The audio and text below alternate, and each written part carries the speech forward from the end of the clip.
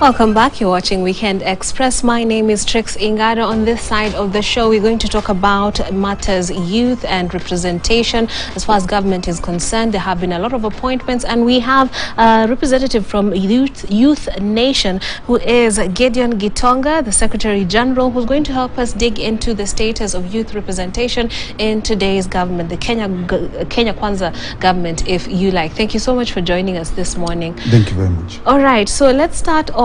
Could you tell us a bit about Youth Nation? What is Youth Nation all about? Thank you very much for having me this morning. My name is Gideon Gitonga, and I'm the Secretary General of Youth Nation. We started Youth Nation back in 2015, and the objective was to be able to represent the youth and the needs of the youth and what their agenda is, and to be able to advocate for what the youth need in this country to government and with government agencies. So when we came into effect in 2015, we've been able to galvanize members across the country, and our major objective is to ensure that their voice is heard and they are able to be represented in both in government and also in our socio-economic spheres, to ensure that the youth are listened to and the youth are able to participate actively in things that actually matter to them. Absolutely. Yes. Now, as far as being listened to is concerned, speak to us about how you feel in terms of representation and the government's ear towards the youth, because the government of today largely campaigned to win over young people. Do you think that's being translated in how it's operating so far? No. We are disappointed as the youth, because as you've clearly said, when the campaigns are going on, the agenda is all about the youth. We want to include the youth. But when it comes to putting people on the table, then it becomes just any other grapevine that the youth are not actually on the table. So what they have are youthful leaders. Youthful leaders are not the youth. Yeah. You know, you could have a youthful person who is 50 years, but not necessarily the youth. So we are disappointed that the youth have not been included, especially when it comes to the recent appointments around the cabinet secretaries. When it comes to the nominations of the PSs that have been done, we've seen that the youth have not been included to be on the table. And we believe there is no way that the issues of the youth can be canvassed by youthful leaders and not the youth themselves. We understand the problems of the young people, and we need to be on the table to be able to craft solutions that are going to cater for the needs of the young people. Youthful leaders are not youths, and that's a message that we need to put out there. The youths have not been included, and we are not happy as the youth. Okay, the youth are not happy. Now let me throw a curveball into that particular argument. One would say that we might have many young people, not youthful people, but they're not qualified for these positions, government positions, and therefore how can they be included? No. Some would argue that experience is what brings on that kind of skill that is needed. No. We have so many qualified young people, and the moment you say that the youths are not qualified, then you are actually putting a dent on our education system. We have gone through our education system. There is no way we can have 15 years of experience unless we are actually working somewhere, or unless we are actually given opportunities. So we have to give the youth the opportunity to be able to lead other young people. So we believe we have enough qualified young people. We have Kenyans who are working for the big corporations across the world, working for Microsoft, working for all these big companies. They are out there making big marks in science, in tech, in big fields. So how can you say those are not youths that are qualified? I am here seated today as the Secretary General. I am just 30 years old. Do you think I'm not qualified to be able to lead a ministry? Do you think I'm not qualified? I don't have the skills. I'm a financial analyst. I'm a business analyst, schooled in Jomo Kenyatta University. Unless we don't believe in our education system, then you would say I'm not qualified to hold a position as a PS to be able to get to manage a ministry. Youths are coming up with innovative ideas and tech companies that are employing people, and businesses that are growing people. They are managers of institutions.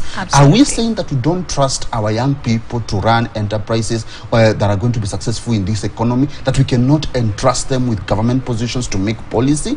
No, I think that's the bad trajectory. And the Kenya Kwanza government was very clear about the inclusion of young people. I think they were not saying that just to wink us. They said they would include us. They said you're going to be on the table, on the decision-making table, on the top decision-making organ in this country, which is the cabinet. The youth are not represented. We feel shortchanged. Absolutely. And second of all, let's talk about economic empowerment. Another issue that was the platform on which the current government ran on during the campaigns. How are you seeing the efforts or some of the systems systems that are put in place forming, and are you happy that they are targeting young people?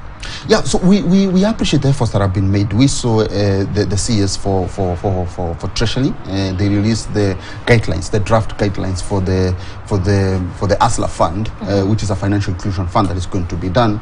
We like the policy papers, but again, as we have said, if we are not included at the decision-making table, then it becomes very difficult when to implement this kind of very beautiful ideas that we have as policy papers. So that's where we are a little bit worried, because we have good documents, we have good policies, but when it comes to implementation, if the youth are not part of the implementation process, then they are likely not to be included. For example, when you look at the economic empowerment pillar, and then you talk about ASLAs, probably they're thinking of pumping money just down there to the common man, but they're not thinking about young innovative people in the university with brilliant ideas, people who have startups that they have already started up, but they're trying to raise money from VCs. We need to be able to come up with proper structures. How can we help our startup ecosystem be able to raise investment from venture capitalists and private equity funds? How can we be able to support this kind of enterprises? But you see, when you have people who are not young, who do not understand the challenges and the problems that young people go through, then they will end up doing everything the normal way, the way things have always been done. So we have good policies, they are on paper, but because the youth are not involved in the implementation of the same, they end up not actually solving the needs of the young people. Indeed. So for example, when it comes to accessing capital, collateral has always been the issue. How are we able to handle this particular issue? The young people are the ones who are over indebted. How are we able to help them? If it comes to financial literacy programs, we need to have youth who understand the issues that the young people are facing to be able to implement these programs. And that's what is when we are saying that financial inclusion fund needs to incorporate young people to develop solutions that are going to ensure that that fund actually benefits the young people. So that's the cry that we have as a youth nation, that the implementers, the people who are going to be implementing, the young people must be involved in the process. Then that way they can be included and their needs can be catered for. But if it's another policy by another senior citizen who is sitting at the ministry, then it will become very difficult for the young people to be involved, to be catered for by the policies that the government is putting in place. And I'll ask you a simple question then. One, what would it take? So what it will take for the young people to feel included in government is deliberate appointments of young people who are key players in the sector. Yeah, but so what would it take to convince those in power to do these deliberate appointments? No, I think this show is one of the major steps that we are taking. We are here speaking to them. I know they are listening to us. We are saying include us. We are technocrats. We are running businesses. We can be able to craft solutions that are going to cater for so many young people. So the first thing is to do is advocacy, and that's what Youth Nation is doing. And shows like this, and you're giving very good opportunities to us, and we thank you so much. We are able to tell them, include us in those decision-making tables, include us in crafting solutions. Don't just rely on people who think cosmetically about what our problems are. Include us that have been affected, include us that have this particular problem. So we talk to them. We are going to continue advocating for them, advocating for the young people to be included. We are going to continue speaking, and our voice is the only tool that we have currently. And of course, the support we're getting from the media, we really applaud it. Okay, and far from that, let's talk about some of the economic assistance that we are hoping young people get. For example, the affirmative funds and the CRB waiver, particularly the CRB waiver is really curtailing efforts for young people to, claw up the economic ladder. Speak to us about that and what your feelings of the youth nation are about it. Correct. We want to say thank you to our president. He has been very vocal around helping over 4 million young people get out of CRB. I know he's making tremendous effort, but again, we know those efforts are not likely to be as fruitful as they should, again, because the young people are not involved to be able to help the industry players who have been the lenders to discuss and come to a good negotiation table. How do we get these people out of the CRB? So we think that those efforts are going to be hampered, and the reason why they're going to be hampered is because the person who is wearing the shoe of being in CRB is not the one who is negotiating. Is not the one who is actually talking to the people that are concerned. So it becomes very difficult. So when a guy who is not on CRB, who is very well funded, it's a snag because of a few questions from the people who are concerned, then they are not going to look at how do we find a solution of getting our people out of CRB.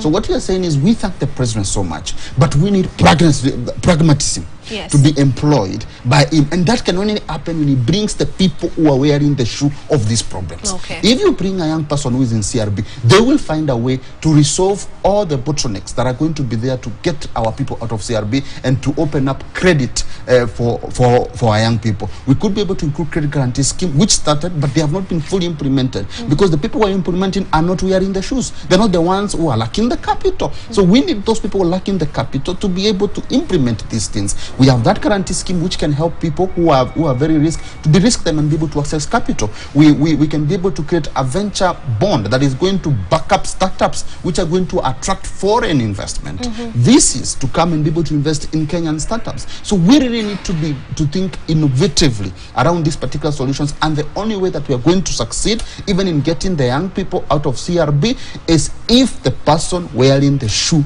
is given an opportunity to negotiate and ensure that these very good programs are implemented for the young people. Okay, so as we wind up, perhaps if the president or someone in power is watching, would you like to look at the camera and address him directly? Just tell them what you feel as Youth Nation and what you'd like to see. Yes, so what I would like to say to our leaders is, please consider involving us and employing our services, our mites in the programs that you are running. We really appreciate the fact that you are pragmatic and the fact that you are looking forward to be able to implement solutions that are going to cater for our problems, but we would love to be involved because we know where the shoe bites, and therefore we can be able to provide better solutions. We can be able to provide innovative ways of solving any deadlocks that are likely to come to hamper the programs that you have. So please include us. When you talk about a young person, it is a young person, not a youthful leader. It should be a youth. It should be someone who is facing those problems. We're talking about bottom up. Bottom up is getting people who are facing these problems to come on the table and provide solutions for their fellow colleagues. Thank you. All right, thank you very much. That is Gideon Gitonga, Secretary General of Youth Nation, making an appeal for young people to be included in the government of the day. Thank you so much for joining us today. And thank you so much for tuning in to Weekend Express. My name is Trix Ingado. Do enjoy the rest of your viewing.